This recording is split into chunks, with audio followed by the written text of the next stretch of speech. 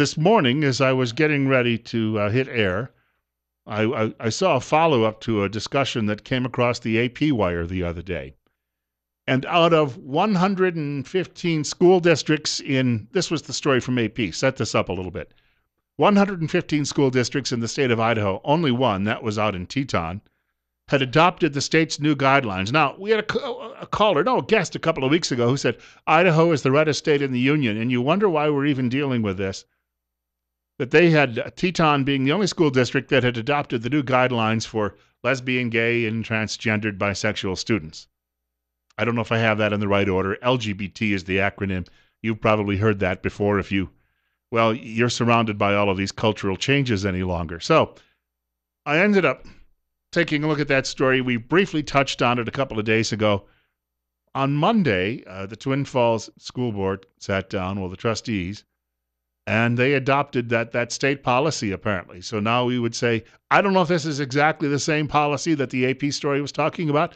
Sounds like it, which would then mean there are now 2 school districts in Idaho. And you wonder if the coverage of that story sort of put a little pressure on somebody, or if they can't stand the pressure. I can't imagine that an AP story has much pressure. This is the version from MagicValley.com about this meeting. And not everybody is happy, we should point out about this. The gender policy, the writer says, was included in a batch of quarterly, Julie Wooten, by the way, is the writer, quarterly policy updates, but board chair Bernie Jansen, expressed concerns. Quote, I think there's a couple in there that have potential to come back and haunt us at some time, unquote, he said. Now, I spotted this, and I just thought, this is where the recipe for trouble is. The new gender identity policy includes a section about school trips, stating transgender students will be assigned rooms based on the gender identity they consistently assert at school or to a private room. In other words, assignment, and most of these children will be housed with someone else as a roommate if they're on the road. My first big school trip was in the 7th grade. A group of my fellow students and I raised money all year long, and we went on a trip to the state capitol. And I shared a room with a buddy of mine. And of course, the girls had their own rooms, the guys had their own rooms, and our teachers came around every few hours at night to check and see that nothing was going on. We were 7th graders. The only trouble we could get in was throwing a water balloon out the window. But we were good. We were well behaved. I'm telling you, though, this is a recipe for trouble. Because let's say Jimmy likes Jenny. We'll just pick a couple of names out here. And a field trip is coming along. When do you claim that you suddenly knew that you thought perhaps you were a woman instead of a man, or a girl instead of a boy? I mean, does Jimmy have to have a record since 5 years ago or 3 years ago of identifying as a woman or a girl? Or can Jimmy just suddenly 2 weeks before the field trip say, aha, I have felt like a woman my entire life, therefore I am. And with that, Jimmy says, well, I'm going to room with Jenny. And so Jenny and Jimmy end up rooming together on the school trip. Now, if Jenny's parents discover that Jenny's been knocked up after she comes back, here's my question. Who's responsible for that? Who is responsible? Because it's school policy. It's state policy, recommended anyway, for crying out loud. Who's going to be responsible? And I told you the other day, Toronto, big city in Canada, very liberal. I visited there a couple of times. Toronto decided that they were going to have these gender-neutral bathrooms. Install them in places all over the city. And now they're thinking that they're going to have to bring it to an end because lots of men are going in there who claim to be women, and they're trying to look up women's skirts. Again, this is a recipe for disaster. And yet you've got people, most of these people who serve on this board are likely among the best and the brightest in this community. Why would they go ahead with this? Are they dangling money in front of them? Were they told, for instance, that there would be a decrease in state aid if they didn't jump on board with this policy? What's wrong with the old policy?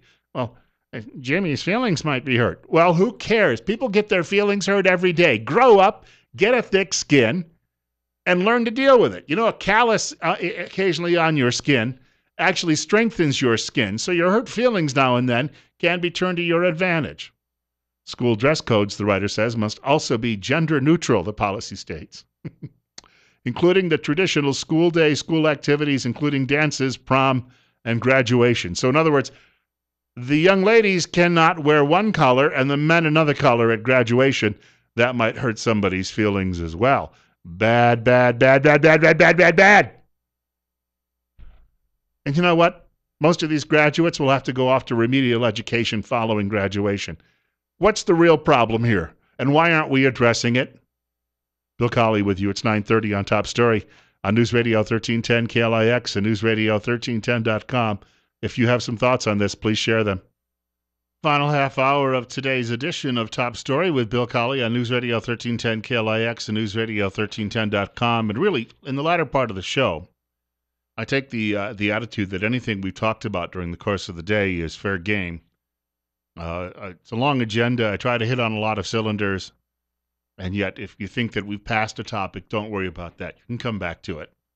9:33, Bill Colley with you on Top Story on News Radio 1310 KLIX and newsradio1310.com. That's our website. That means you can listen live anywhere all over the world to whatever is going on here at KLIX, no matter how sinister it may be. That really depends on your point of view. Liberals would claim they didn't listen anyway, so they wouldn't have any complaints, right? Somebody told me one time I was doing a show years ago, another part of the country, and a buddy of mine was sitting in a diner one day having a bite to eat, and he said he heard two women complaining about me, and one of them said, "I never listened to that." And she said, "But you know what he said the other day?" Thank you very much. My job is just to put you in the tent, and then every 10 minutes or so, somebody comes by and preaches to you about some of the great products we have available in our community. In fact, Tint Lady. We've been telling you about Tint Lady the last several months on this program. If you have big windows at home, and I've seen some of these lovely homes, especially along the canyon, the ridge out there has these homes that have these great overlooks, but you sometimes get a lot of sunshine through those windows, and that can really get that convection heat going inside. It can also be a bleaching agent for a lot of cloth. Your carpets, your drapes, your couch. We've even mentioned photographs. So Tint Lady will do a free estimate for your home, your business, your automobile. They also do paint protection. Now, you can give them a telephone call if you'd like to make an appointment, 736-8469, or go online at tintlady.idaho.com. Now, they've been locally owned and operated for almost 25 years. 1887 Highland Avenue East in Twin Falls, Monday through Friday, 9 a.m. to 5 p.m., Saturday by appointment only and closed on Sundays. And remember, don't squint, get tint. Came across something today. I got into an argument with an acquaintance, not really a friend, an acquaintance on Facebook a few months ago. Apparently his wife had passed away from a really severe, nasty form of cancer, and he was upset because she could not smoke marijuana to ease her pain. Now, I think if someone is dying and you have an opportunity to ease their pain, I'm not opposed to that. There's a drug already that's prescribed called Marinol in some parts of the world that can do this. But this guy was trying to tell me, as he argued with me for days. It was like a running battle on Facebook, trying to tell me that there was nothing wrong with smoking dope. Found this at something called the Boston Globe. The Boston Globe being the former sister paper of the New York Times, once owned by the same company. Then it went bankrupt and the Times unloaded it, but it's still a very liberal newspaper. And yet, on the op-ed pages, can we please stop pretending marijuana is harmless? And then the subheadline is, the truth is it can indeed mean trouble, especially for young people. A writer by the name of Dr. Shashrut Jangi, he is writing today about this. He also has interviewed several of his fellow doctors about it, and they're saying marijuana is a bad deal. The myth, he writes, that marijuana is not habit-forming is constantly challenged by doctors. There's no question at all that marijuana is addictive, Dr. Sharon Levy tells me. She is the director of the Adolescent Substance Abuse Program at Boston's Children's Hospital, one of a few programs designed to preemptively identify substance abuse use problems in teens. At least 1 in 11 young adults who begin smoking will develop an addiction to marijuana, even more among those who use the more potent products that are entering the market. You remember there was a column out a few months ago, from Maureen Dowd at the New York Times. It got a lot of national attention. She went out to Colorado because of the new laws there about marijuana use, and she ate one of those marijuana candy bars and then thought she was going to die. And she spent 7 hours atop a bed hallucinating. Yeah, no harm whatsoever, right? And she's a liberal. The writer says an insistence on the banality of the drug is especially dangerous among younger smokers, a population with an epidemic level of pot use. According to the most recent national survey on drug use and health, the use of tobacco and alcohol among 12 to 17-year-olds has fallen in the past year, but habitual use of marijuana among those 12 and up is increasing. And the writer goes on to say, you don't have some of the issues you would with tobacco about certain cancers, but we've got issues with the brain. It's interfering with brain development and in some cases believed it can cause psychosis. Physician concern for marijuana's acceptance isn't because doctors are a stodgy bunch. The writer says their skepticism is rooted in science and in history. In the 1950s, nearly half of Americans smoked tobacco, a level of adoption that rendered its health hazards invisible. Meanwhile, the corporate forces that drove cigarette smoking to its ascendancy actively subverted those that govern public health. While marijuana has not been definitively shown to cause cancer or heart disease, its harmful cognitive and psychological effects will take time to capture in studies. In other words, all of these young people are guinea pigs, and they're playing a very dangerous game. 9:38, Bill Colley with you on Top Story. You realize you've got people who've been smoking marijuana heavily in this country going back decades. Some of them long dead. I remember reading the autobiography of the actor Errol Flynn, and he was a regular user of marijuana. Talked about it openly in a book he wrote in the 1950s. But when it became epidemic in the 1960s, the young hippies at the time were using it. They were people who, looked like Bill and Hillary Clinton. I didn't inhale, and I never met that woman, Jennifer Flowers. I don't know who that is on that tape recording.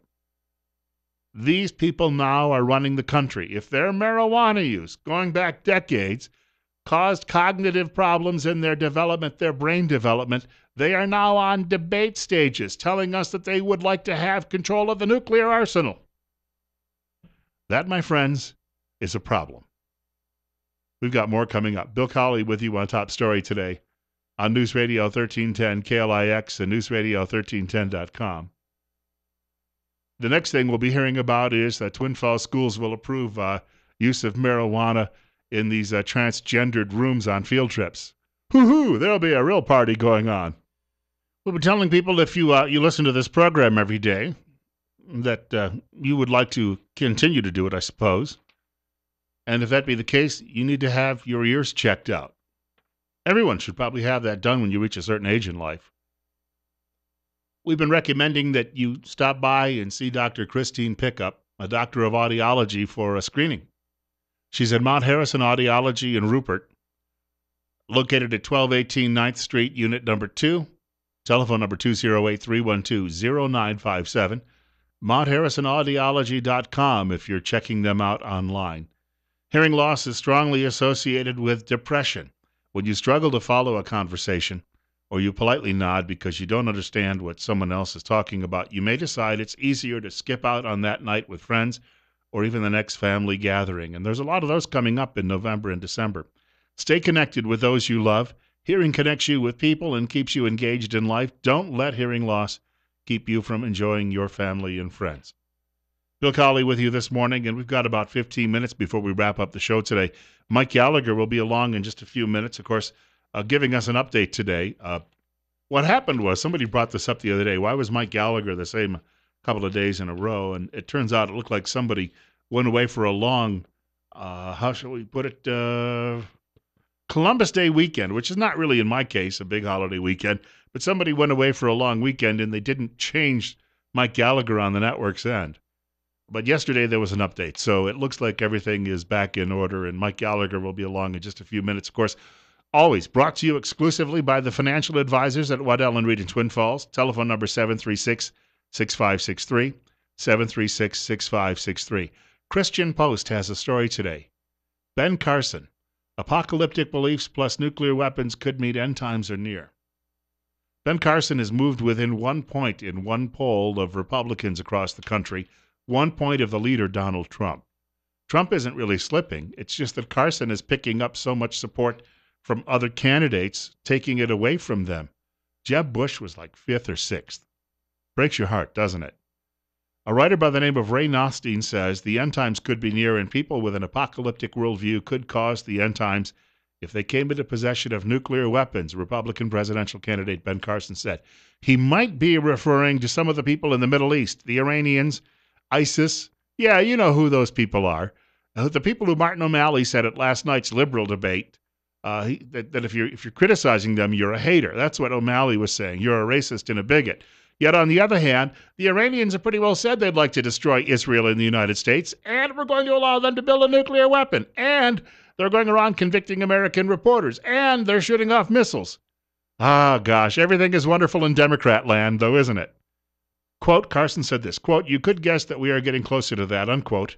Quote, you do have people who have a belief system that sees this apocalyptic phenomenon occurring, and they're part of it, and who would not hesitate to use nuclear weapons if they gained possession of them, unquote. Yes, you got to thank your president for that one. We have a caller. It's 9:46. You're up next. You're on the air with Bill Colley on Top Story. Hey, good morning, Bill. It sounds like those people they call refugees are maybe here. We was out St. Dortch yesterday, and about 3 vans of them pulled up out there. Whereabouts again? At St. Luke's. Okay. Is that an Episcopalian church? I don't know. Because the same publication that wrote about Ben Carson today has a piece about the drop-off in membership of the Episcopal Church. Basically, nobody's an Episcopalian anymore. And then they had a photograph at the recent convention in Salt Lake City, and all of the deacons and bishops and the like are women with really, really, really, really short hair. I'm not implying anything there. I'm just telling you what I saw in the picture. I know. I hear you. Thanks, Bill. In other words, it's a supper club now. It's not really a Christian church. But the numbers are so bad that the number of people leaving that church actually doubled last year versus the year before that, and they've had to close 68 parishes across the country. Yeah, they've got the right answer, certainly, don't they? 9:47, Bill Colley with you on Top Story on News Radio 1310, KLIX, and newsradio1310.com. Carson is suffering right now from an affliction of the media where people are trying to put words into his mouth. If we get a chance before the end of the program on the other side of Mike Gallagher, I'll try and share some of that with you because, as it turns out, he does have a few defenders, which is a good thing. It's 9:48. You're up next. You're on Top Story on News Radio 1310 KLIX. Yeah, Bill, I hope you haven't covered this. Do you know what the numbers that watched the debate last night were? Did you happen to? I have not seen them yet. Usually Drudge will have those up early, but I have not seen the overnights. Because I tried to find them too, and I couldn't, and I didn't know. And I know this, it's just anybody that watched the debate last night and could tell me that if they understood where we were really, that there's anybody on that stage that's going to do anything to help us to get back where we were and to be what we were. And obviously, there's so many people that think that is terrible. But obviously, the ones who care about it are going to have to save it. There's no logic to what it's just such BS. It just makes you cringe. Every Democrat makes me cringe. But hey, thank you for the call. You bet, Mike. I will say this. The numbers could not have been very high because, according to a survey I saw last night, only 51% of Americans over the weekend knew that there was going to be a debate last night among Democrat candidates for president. 51%. So half of America had no clue, which, you'd say, well, they're likely Democrats. And in fact, the number of Democrats who were surveyed, only 47% of them knew. See, to get to 51% of the totality means you probably had to be up around 55, 56, 57% independents and Republicans counted in there would know. But less than half of Democrats knew. Mike Gallagher coming up in just a moment. Somebody asked how many people were actually watching that thing they called the debate last night on Clinton News Network, CNN. There's just a graphic that I happened to see this morning. During the course of the debate, Bernie Sanders gained 46,000 new Twitter followers, Hillary Clinton 10,000. The other 3 guys on stage, even fewer than that. Donald Trump gained 70,000. Donald Trump gained 70,000. Donald Trump gained more Twitter followers than the 5 candidates on stage last night. Hello. Anyway, We were talking about Dr. Ben Carson a little earlier. Over at a publication called The Federalist, a writer is saying that Ben Carson's progressive critics are terrified of answering this question. Now, Carson had said last week he's getting in all sorts of trouble as he'll say one thing and they'll say, well, he must mean. And he made a comment that if people had been allowed to keep their firearms in Germany in the late 1930s, that they would have been able to defend themselves before they got dragged off to gas chambers. So he's being attacked as being anti-Semitic. Huh? He didn't call anybody any names. He said they may have been better able to defend themselves. A lot of people agree with that. Historians actually agree with that. However, the American left is just apoplectic right now. The writer says instead of engaging in individual or argument, just mount a deliberately dishonest campaign to convince everyone, including the subject, that he's a crazy person with no grasp of reality. He said that seems to be what Carson's enemies are now trying to do to the man. And he has several liberals he cited here, liberals in media, who are actually commenting on Twitter about Carson's comments. Here's one from a guy named Michael Grunwald who says, F this guy. Although he spelled the whole word out, that is, he didn't say just F. How about this? Here's a guy named Drew Magary. Hey, yo, F Ben Carson. Except he didn't just say F. He said the full word. Here's another one. Seth Rogen, the actor. F you. That's what he said in relation to Ben Carson. And that liberal potty mouth spelled the whole word out. So the writer at Federalist says, great arguments, guys. You sure showed that pediatric neurosurgeon what was what. On one hand, Carson, a world-renowned pediatric surgeon, made a completely uncontroversial remark about the nature of Nazi gun control.